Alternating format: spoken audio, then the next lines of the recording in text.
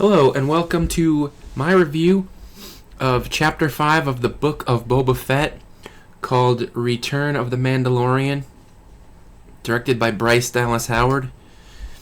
And this one was one of the better episodes in the Book of Boba Fett series. Like, I feel like it wasn't. You know what? I will even say that it was a pretty good episode for a Mandalorian episode. Yeah, The Mandalorian. Like, I like that series better. And this was even a good episode for that standard. At first, when I first saw so far, Bryce Dallas Howard, I've seen 3 episodes directed by her, and I really hated the first episode. The second one was one of the best episodes of The Mandalorian that I've seen. This one, it's probably the best Book of Boba Fett episode. And it's a decent episode for the Mandalorian show. I feel like I haven't really been enjoying the Book of Boba Fett so far. Like, there was one episode that was kind of cool, but the rest of them I was just kind of just not really enjoying it that much. This one so far might be the best Book of Boba Fett episode. Yeah. So I feel like Bryce Dallas Howard is kind of winning me over again. Maybe she's like the George Harrison of Star Wars television. Like, I've always felt like George Harrison, his best songs are the best the Beatles have made, but his worst songs are also the worst songs that the Beatles have made. So in that sense, I feel like she's kind of like the George Harrison of all the directors. So yeah, Din Djarin, the main character from the Mandalorian series, was actually the main character in this episode. Even though this is not the Mandalorian, this is the Book of Boba Fett episode, or Chapter 5. Boba Fett wasn't in it, which is kind of weird. Like, Fennec Shand was in it for just a really short section, but yeah, Boba Fett, the title character, did not show up. I feel like one of the reasons I like this one more than the other episodes of Book of Boba Fett are that I think I just like Din Djarin better. I like the main character from the other series better. Like, Boba Fett so far, I mean, I guess he's injured, and like, his henchmen have been doing most of his work for him. But Din Djarin, he's just a more interesting character, and like, he's got emotional weight behind his character. Boba Fett, like, I don't feel like he's conflicted in any way. He's not torn. Din Djarin, and maybe this is a little unfair because I've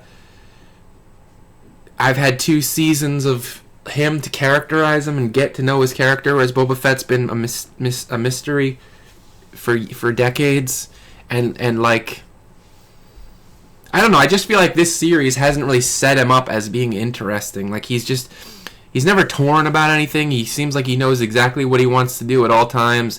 There isn't much of a dilemma as far as I can tell. I don't know, maybe I'm dumb. Maybe I'm slow-witted and I'm not getting it, but I just feel like he just seems like he knows what he wants to do. He seems to do the right thing, or he just has his henchmen do all his work for him. Din Djarin, as I've said in previous reviews, he's always like, his Mandalorian code is always like weighing on him. So, in this episode, Din Djarin, he's looking for this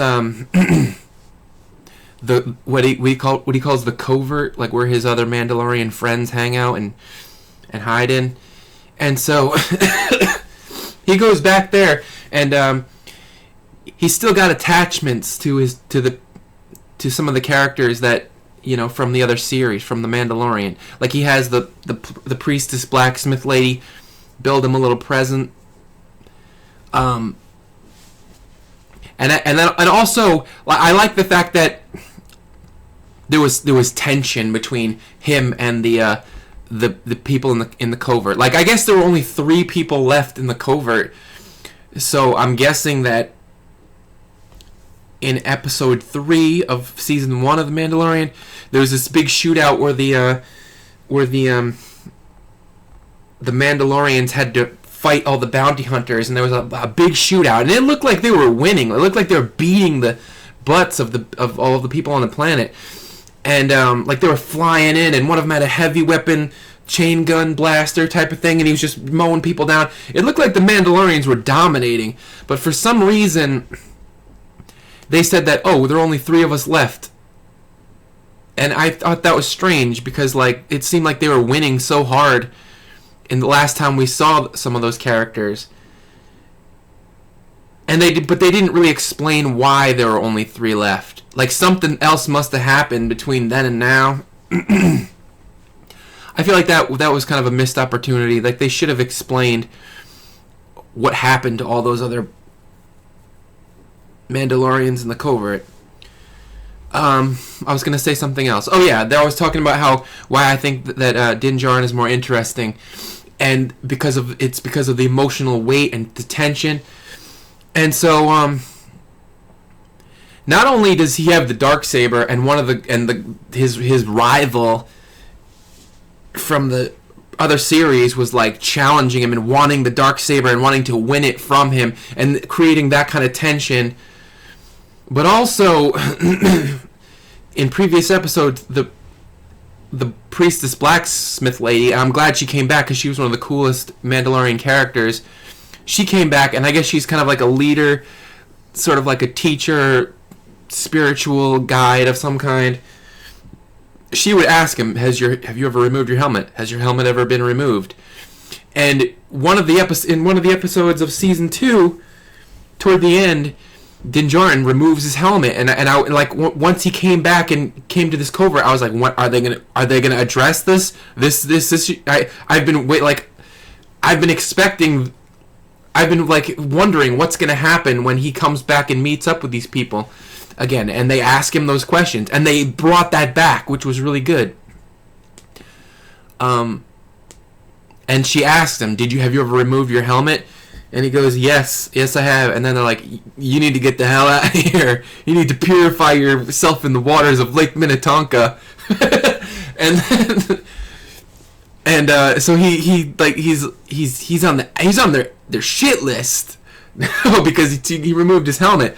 And it's like the weight of that is just so much more interesting than anything Boba Fett has done. Like he's just like, you know, like he's carrying the weight of his failures. He's carrying the weight of his attachment to Grogu.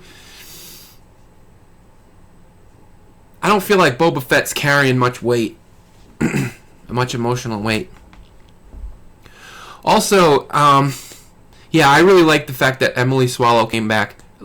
She's one of the cooler characters, and also they brought back his main rival, like the guy that was challenging him for the Darksaber. That was like he was fighting with that guy back in the season 1 of The Mandalorian. Like I got the impression that Din Djarin was kind of like the runt of the litter, and he was getting bullied by some of these bigger Mandalorians, and this bigger bully type Mandalorian was there, challenges him for the Darksaber. And I thought that could have gone in a whole different direction, where like maybe he might lose the Darksaber and then have to get it back. But for some reason, he didn't like easily win that fight, but he won it. Also, there was this one scene where Din Djarin, in the beginning of the episode, he was like collecting a bounty. I guess he's going back to bounty hunting, his bounty hunting job. And so we got into this fight where people were surrounding him. And I like how, like, man, the artwork on this in this episode was really good. Like the aliens were just creepy and scary looking. I feel like one of the problems that I forget exactly which episode, but I feel like in other episodes of the Book of Boba Fett series, there was a little too much cuteness creeping in. But I liked how these aliens were creepy and scary, and like he was talking to the boss alien, and they were just going back and forth, like Din Djarin would say something like about how like he give him some kind of cold, steely-eyed line about how he better surrender and come quietly, and then the alien boss would be, well, he have his own line, and they just go back and forth, like trying to trying to like unnerve the other guy and scare him off. It was almost like a little chess game going on, and I really liked that. But anyway, so basically Din Djarin had to fight these aliens eventually, and he was using the Darksaber to kill them, and at one point he just kind of slashed open his own leg by mistake, and I thought that was interesting. In that, at first I thought, like, oh, he's maybe he's getting a little sloppy, or maybe he's just fatigued from all the stuff that he went through in the Mandalorian series, and he was just like he was worn out and getting sloppy. Like, I feel like these characters should get hurt, and that was one of the things I was saying when I was criticizing the Mandalorian. Is like, he always seems to win these fights, and he never gets damaged. He messed his leg up in this one. He was like, normally he just walks around with this cool kind of Clint Eastwood walk. Like, his movements are just very Clint Eastwood-like. He's just got this gangly kind of like swaggering walk to him. But he slashed open his leg, so for a while he was just walking around limping, and he was mangled up, and I like that. So anyway, I digress. He goes back to the covert, and the blacksmith lady, played by Emily Swallow, she sorry, I'm coughing. I got COVID-19. Anyway, so she's kind of talking to him about the Darksaber and training him in its usage, and I didn't really understand what the big deal was. Like, it seemed like he was for some reason it was heavier now. And she was like coaching him on, like, you're not using it properly. You're like, she said something like, you got to use the weight. Like, you're fighting against the Darksaber and not acting with it or moving with it or something. I didn't really understand, like, why he couldn't use it just like a regular sword. Like, to me, it's always been my impression that a lightsaber is weightless. Like, it weighs about as much as the handle. Like, what is the force that was preventing him from swinging it the way he would swing a regular sword? I just didn't get that whole thing. But anyway, like, the artwork on this planet, this Narshada-like planet, was really cool. Like, a lot of the I don't know if this has to do with directing or writing, but just the way they filmed this whole first part of the episode was really good. It took place on this Narshada-like planet, which is kind of like a grungy inner city of Star Wars, where all the aliens and scumbag hang out. It's like a space Mos Eisley. Like, all the camera angles and artwork, it was very photogenic. Like, it just felt like maybe not exactly like Ridley Scott, but it had like some very photogenic qualities to it that I really enjoyed. Like, the scenery was just so good. It kind of reminded, like, there's this one scene where they were showing like what the outside of it looked like, and it had like this Larry Niven Ringworld type of appearance. Like, I don't know if you're familiar with Larry Niven's Ringworld, but basically it's a book about this planet, but it's not really a spherical or oblate spheroid planet. It's a ring. Like, there's a sun here, and these ingenious aliens built like a hula hoop around the sun, but it was like flattened, and like the hula hoop would spin around the sun, and the centrifugal force would act like gravity, and like as it was spinning, like all the people would stand on the inside of the hula hoop, and the centrifugal force would act like gravity and keep them in place. And I think there was like a lip on on the inside of the hula hoop to keep the atmosphere from spilling out into space from the centrifugal force. But they showed some shots that looked kind of like that. Like the ring world, like they would be like floating objects that would create shade and to represent day and night.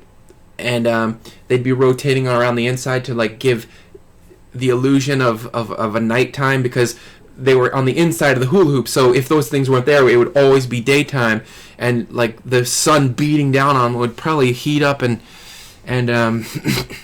roast the people who living there alive. But anyway, the whole premise of the atmosphere in the beginning of this episode was really good. It was photogenic. It was scientific and interesting in the way that Larry Niven's Ring World was. Normally, I feel like I have a lot of complaints when Star Wars just takes stuff from other science fiction stories, but I don't know. Like this one, I liked it. So I talked about the character, like Din Djarin being more interesting. I like Emma Swallow's return. Oh yeah, so they kicked Din Djarin out. There was one scene where he was like getting on a commercial star passenger ship, and because like his ship got blown up in the Mandalorian, and so he wasn't allowed to walk on there with all his guns. So they're like, okay, you got to check in your weapons, and so he took this ticket and he put his weapons in a suitcase, and this is kind of a cliche, like a movie cliche, where like somebody's got to get rid of his weapons, and he's like pulls the gun out and drop. Like at the in Beyond Mad Max Beyond Thunderdome, Mad Max was going into Bartertown, and there was like, leave your weapons here, and he's like pulling guns out, and he's like, oh, you think that he's only got like 2 or 3 guns, but he's like doing that for like 2 or 3 minutes. Like just got pulling guns out of like, he's got one in his ear, he's got one hidden in his hair, like he's got like 30 weapons. And then there's another scene like that in The Line of Fire with Clint Eastwood, where he was like making this love scene with Rene Russo, and they were like making out and taking out off their clothes, and then they were like taking off all the equipment, like you see their feet, like there's a camera shot of their feet, and there's like a radio that falls down, a gun, clips of ammo. Like it was kind of like that cliche scene where, okay, we get like this guy's got a lot of weapons on him, and I don't know, at first it took me a minute to realize that that was just a cliche scene, but for some reason it just didn't bother me. Like I liked it. It was characteristic of the Mandalorian, like it was characteristic of his character. So like it was kind of strange in that I was like, this is cliche, but it works. So I don't know. It didn't bother me that much. I mean, like I feel like I because I'm a pissy little critic, and I often have problems with things like that. I felt like I should have hated it, but I didn't really. I'm not sure why. Maybe just because it was something that would have happened. Maybe it's because it would have flowed. That's something you would probably have to do when you're getting on an interplanetary star transport thing, and maybe it's just because it was something that would have happened that it didn't bug me as much. Like if there was a movie where somebody got on the bus and put the change in the bus coin thingamajig, and then I saw another movie where another character got on the bus and he put his change in. I wouldn't be like, oh, there was a bus in that other movie, he put the change in the thing, just like the other guy that got on the bus. So maybe that's why I don't hate it, because it's part of the procedure.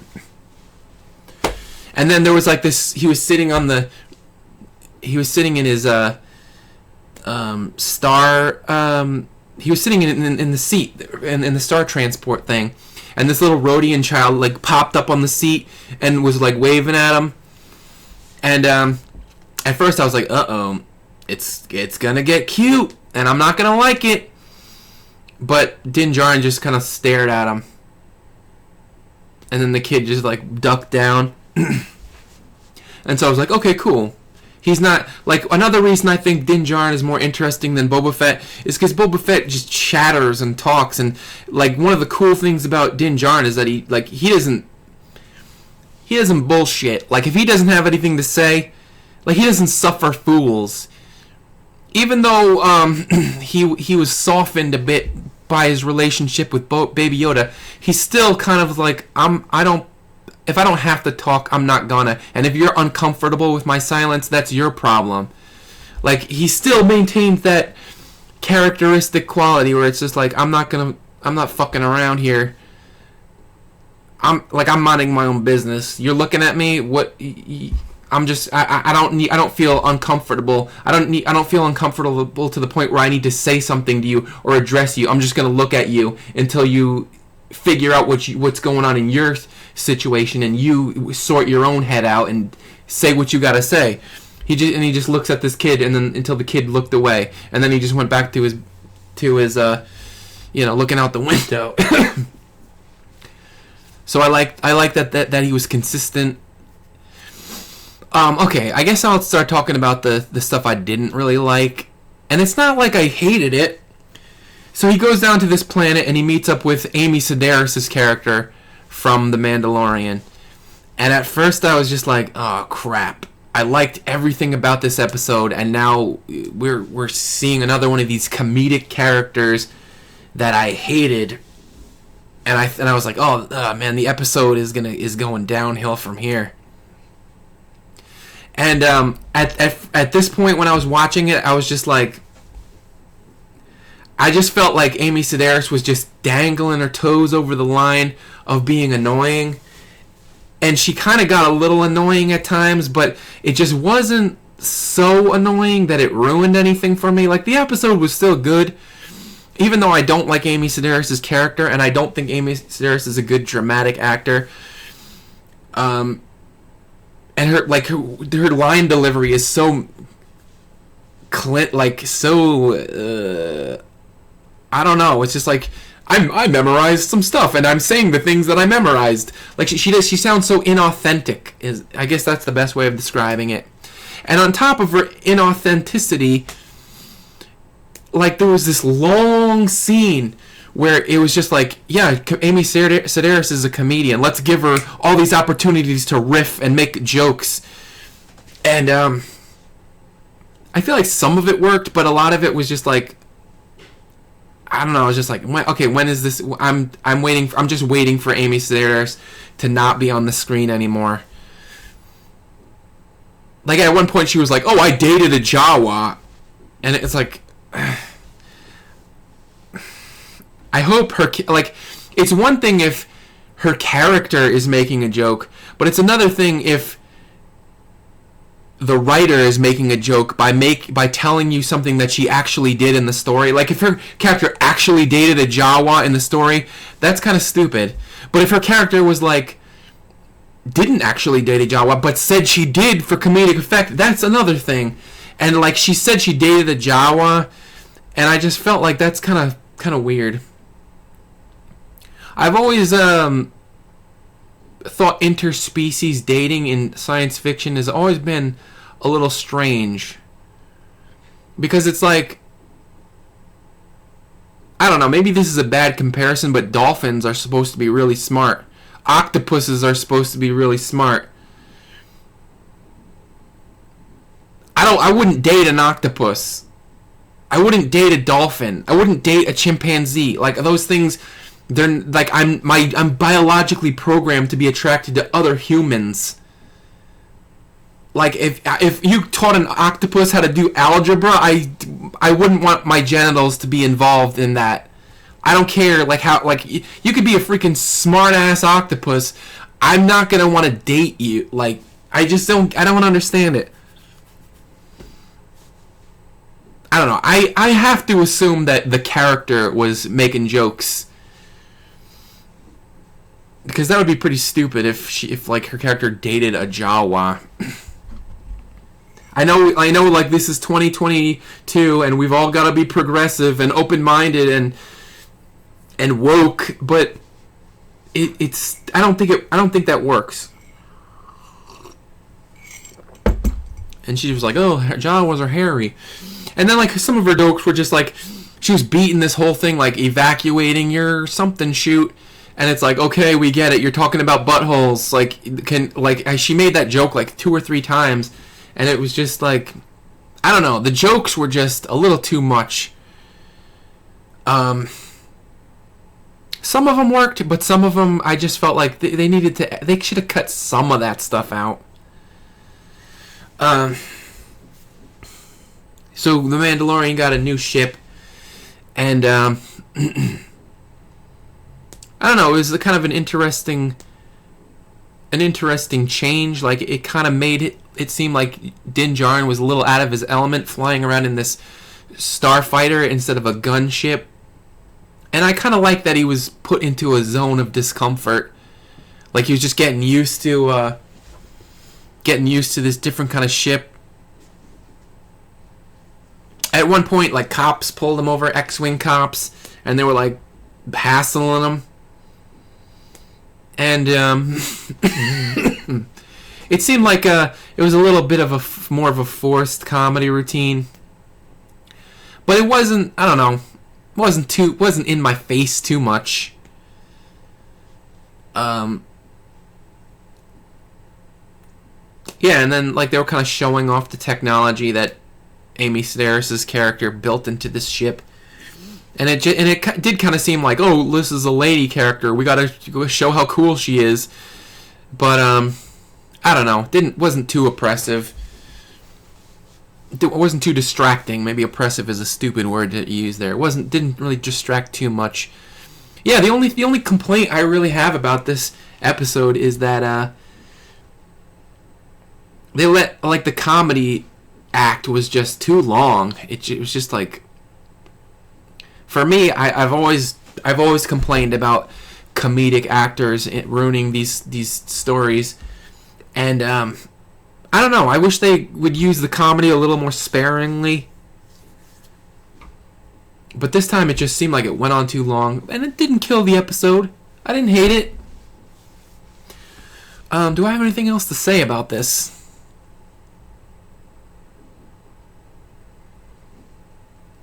I liked the visuals. I liked the creepy aliens. Didn't hate Amy Sedaris, but she was kind of like dangling her toes over the line of annoyance. I just liked the fact that Din Djarin was in it. He's just he's so much more interesting than Boba Fett has been in this series. They kind of hinted at Din Djarin possibly being in the next 2 episodes because when Fennec Shand comes to pick him up and hire him at the end, he was like, "Yeah, I got one thing to do. I'm meeting my little baby Yoda friend."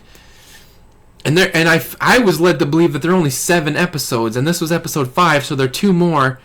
So, I mean, I'm assuming that Din Djarin is gonna either meet up with Baby Yoda in the 6th episode or the 7th episode. There's gonna be a big showdown with the Pikes in episode 7 because that's what they've been building toward. So I mean, I'm glad that Din Djarin is gonna come back and be in an episode. Yeah, this was probably, I think I like this episode the best of all the Book of Boba Fett episodes. So Bryce Dallas Howard, I feel like her name is a mark of quality on. I mean, I don't want to. Sometimes I feel like I hate episodes too much, but I also like them a little too much. But I feel like Bryce Dallas Howard is kind of like the episodes she's worked on have been getting better, and I don't know. I feel like her name on these episodes is kind of like a mark of quality. So far, Deborah Chow, Bryce Dallas Howard. I think the guy's name was Rick Famuyiwa. I think he's the other guy that I like. Anyway, this one was one of the better ones. If I had to give this one a grade,